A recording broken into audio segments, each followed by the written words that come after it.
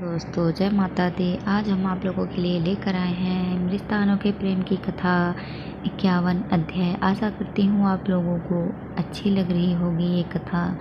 अगर अच्छी लग रही है तो लाइक शेयर ज़रूर करें, सब्सक्राइब ज़रूर करें और बेल आइकन ज़रूर दबाएं, जिससे आपको 51 से फिर 52 अध्याय आपके पास आ जाएंगे। तो चलिए शुरू करते हैं। वचन टूटने के पछतावे से भोजराज का मन तड़प उठा। प्रातःकाल सबने सुना कि महाराज कुंवर को पुनः ज्वर चढ़ गया है। बाँह का सिया हुआ घाव भी उधड़ गया है। फिर से दवा लेप सब होने लगा, किंतु रोग दिन दिन बढ़ता ही गया। यूँ तो सभी उनकी सेवा में एक पैर पर खड़े रहते थे, किंतु मीरा ने रात दिन एक कर दिया। उनकी भक्ति ने मानो पंख समेट लिए हो। पूजा सिमट गई और आवेश भी दब गया। भोजराज बार बार कहते, आप आरोग ले, अभी तक आप विश्राम करने नहीं गई। मैं अब ठीक हूँ, अब आप विश्राम कर लीजिए, अभी पीड़ा नहीं है, आप चिंता न करें। मीरा को नींद आ जाती तो भोजराज दांतों से होठ दबाकर अपनी कराहे को भीतर ढकेल देते। ऐसे ही कितने दिन मास निकलते गए, पर भोजराज की स्थिति में बहुत सुधार नहीं हुआ। फिर भी मुस्कुराते हुए एक दिन उत्सव का समय जान कहने लगे, आज तो बसंत पंचमी है, ठाकुर जी को पग नहीं खिलाएगी, क्यों भला आप पधारिए, उन्हें चढ़ाकर गुलाल का प्रसाद मुझे भी दीजिए। एक दो दिनों के बाद उन्होंने सारी मीरा से कहा, आज सत्संग क्यों रोक दिया, यह तो अच्छा नहीं हुआ।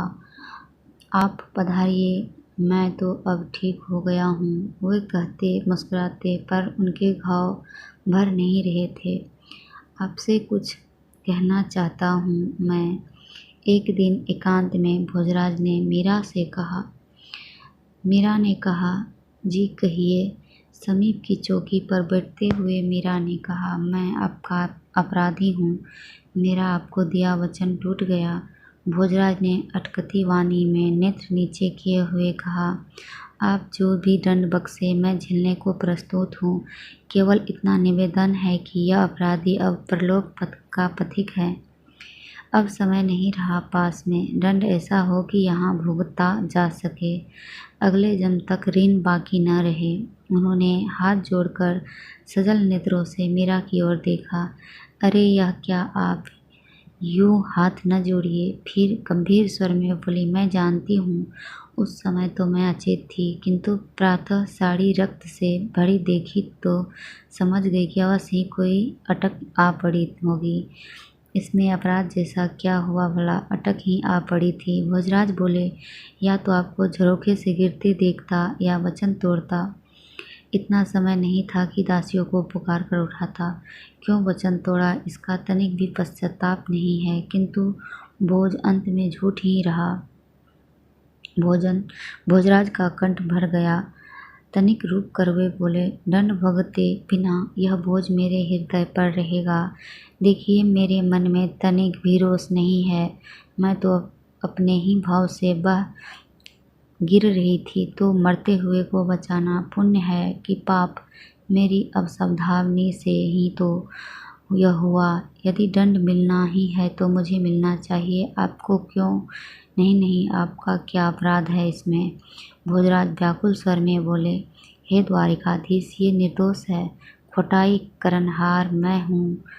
तेरे दरबार में जो भी दंड तय हुआ हो वह मुझे दे दो। इस निर्मल आत्मा को कभी मत दुख देना प्रभु। भोजराज की आंखों से आंसू बह चले। अब आप यूँ गुजरी बातों पर आंसू बहाते रहेंगे तो कैसे स्वस्थता लाभ करेंगे? आप सत्य मानिए, मुझे तो इस बात में अपराध जैसा कुछ लगा ही नहीं। मीरा ने स्नेह से कहा, आपने मुझे क्षमा कर दिया, मेरे मन में बोझ उतर गया। भोजराज थोड़ा रुककर फिर अतिशय दैन्यता से बोले, मैं योग्य तो नहीं, किंतु एक निवेदन और करना चाहता था। आप ऐसा न कहें, आदेश दीजिए, मुझे पालन कर प्रसन्नता होगी। अब अंत समय निकट है, एक बार प्रभु का दर्शन पा लेता। मीरा की बड़ी बड़ी पलकें मुंद गई। भोजराज को लगा कि उनकी आंखों के सामने सैकड़ों चंद्रमा का प्रकाश फैला है। उसके बीच में खड़ी एक सावरी सूरत मानो रूप का समुद्र हो। वह सलोनी छवि नेत्रों में अथाह स्नेह भरकर बोली, भोज, तुमने मीरा की नहीं मेरी सेवा की है। मैं तुमसे प्रसन्न हूँ। मेरा अपराध प्रभु। भोजराज अटकती वाणी में बोले। वह मूरत हंसी, जैसे रूप के समुद्र में ठहरे उठी हो। स्वार्थ से किए गए कार्य अपराध बनते हैं। भोज, निस्वार्थ से किए गए कार्यों का कर्मफल तो मुझे भी अर्पित होता है। तुम मेरे हो भोज, अब कहो क्या चाहिए तुम्हें। उस मोहिनी मूर्ति ने दोनों हाथ फैलाकर भोजराज को अपने हृदय से लगा लिया। आनंद के आवेश में भोजराज अचेत हो गए। तब चेत आया तो उन्होंने हाथ बढ़ाकर मीरा की चरण रथ माथे चढ़ाए।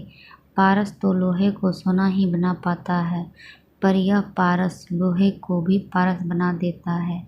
दोनों ही भक्त अलौकिक आनंद में मगन थे। ये थी हमारी आज की कथा।